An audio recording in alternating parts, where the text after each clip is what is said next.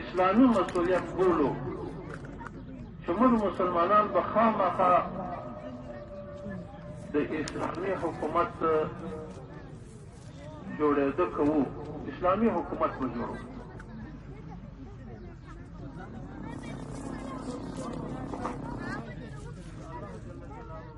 ته تعریف کړی دي او شریعت راته ښوولی،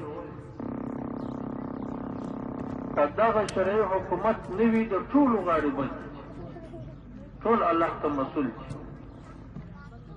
هغه څنګه حکومت؟ هغه به داسې حکومت وي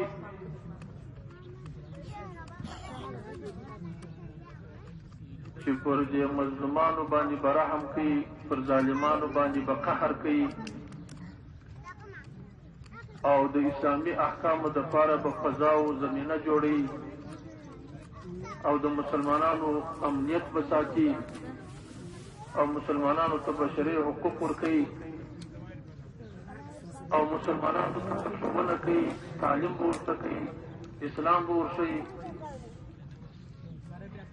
خلفای راشدینو چې به والیان مقرر کړه، نو دا پر ښوله چې تاسو به خلکو ته